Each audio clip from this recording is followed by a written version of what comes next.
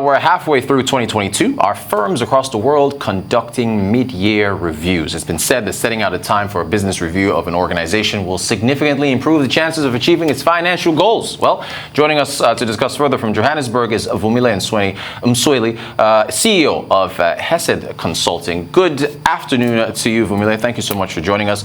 So what are the elements of a mid-year business review?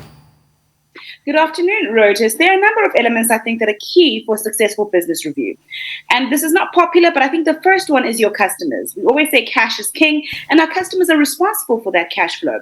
So in conducting a mid-year review, I want you to touch base with your customers. Where are your customers? What does that wallet share look like?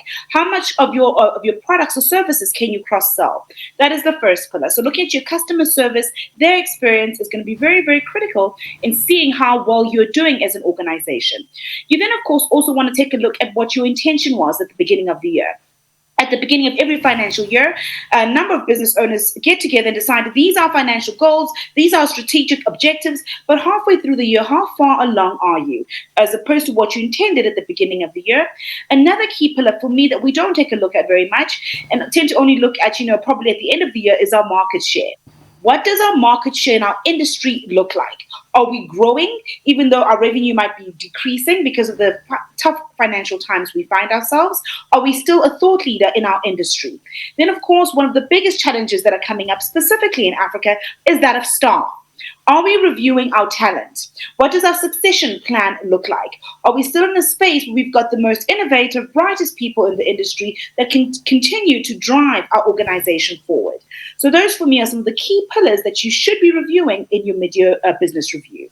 Great stuff. Very informative there. Very, very informative. Okay, so it's June. If you were giving advice to any firm that's watching right now, should they be conducting their first review now? How often should an organization carry out its reviews? If you had asked me this before COVID, I would say a quarterly review should suffice.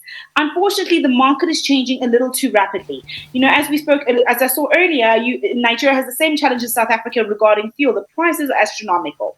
So your ability to respond and be agile in that environment can't wait 3 months. So I'm of the opinion that you should be doing it at least every month, if not every second month. This gives you the agility and the ability to adapt to your new environment and for you to not wait for the market to determine to you what's happening, but for you to forge ahead and lead the market.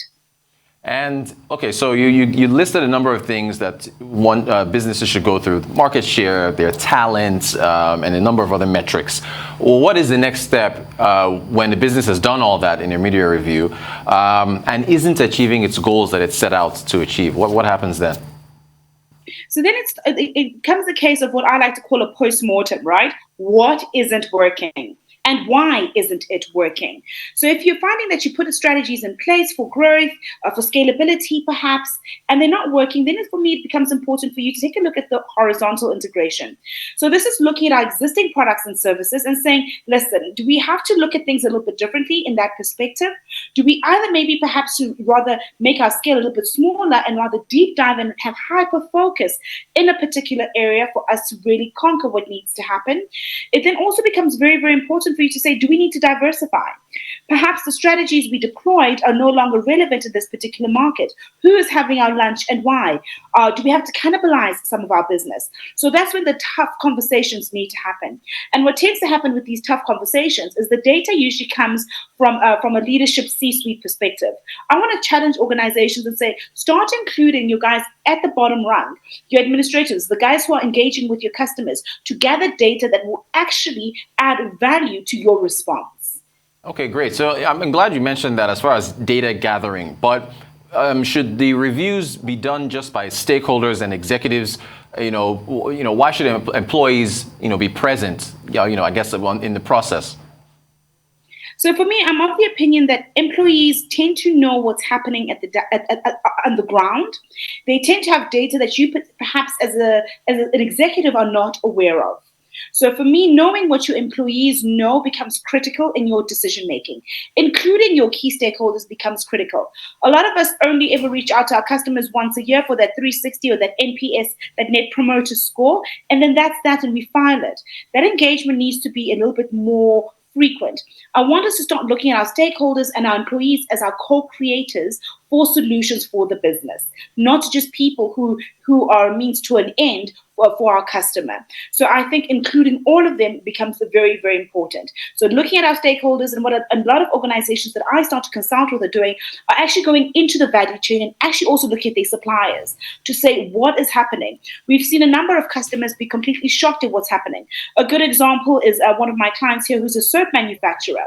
They weren't looking at the entire value chain. Then things started bombing off in Ukraine, and all of a sudden they couldn't get access to their oils. Had they been engaging the value chain throughout, they'd have a greater understanding of what the impact would be for them. So in your business reviews, don't just start at where you start getting the supply, but look at your holistic value chain and make sure you're reviewing everything so you can mitigate risks accordingly. All right. And so why a mid-year review? Why not a quarterly review? Which do you advise? So for me, I do think a mid-year review is great because it gives us a great stop point to say it's half time. What is happening? But I think reviews should be a lot more frequent. Your mid-year review could be a lot more strategic, but I think your tactical reviews should be happening at least every 2 months to see that you're still on track for operationalizing the strategy you instituted in the beginning of the year. From a tactical perspective, allow you to be a little bit agile, allow you to respond as an organization to make sure you're still bringing your people along. But a mid-year review allows you to really stop and take time to break down to the nuts and bolts of your organization and make sure everything is still running smoothly as it should be happening, as well as with the quarterly review. All right, great. Now, but what about before I let you go, it's also very important for you to be cognizant of the size of your organization. Some of this is not feasible if you're running a small operation with about 5 people. You don't need as much frequency. But if you're running a big organization where things can get lost, this becomes critical for your success. A very, very important point. Very important point. Thanks for throwing that in there. So what about the employee performance reviews? I guess, is that an obvious part and parcel of the process? It definitely is.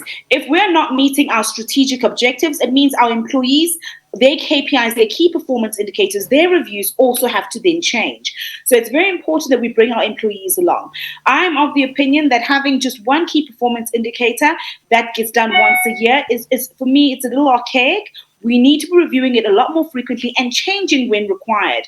What you required from your employees in January might not be what will lead you to success in December. So the ability to be agile, to be frequent in those engagements is going to be important to ensure your employees are actually operationalizing your strategy and making sure you're still a market leader. Excellent stuff. Just a few seconds. Does it matter whether it's physical or virtual, considering where things are now? What's your take on that? So I'll speak for my own particular business. For my business, we try to meet physically once a year, and the rest of the time it is virtual. The challenge with virtual is, of course, people aren't as present as we would like them to be. You know, if you've got if your dog barking in the background, a child screaming for your attention, a husband waiting for his lunch, virtually becomes a little bit distracting. So if you are wanting thorough, good connections from a review perspective, I do recommend, where as much as possible, if it's feasible, and of course, if it's COVID safe, do try and meet with your actual team and your stakeholders. Excellent stuff. Vumile Msweli joining us live from Johannesburg, award-winning career coach, CEO of Hesed Consulting. Thanks for talking to us about the importance of mid-year reviews. We appreciate your insights.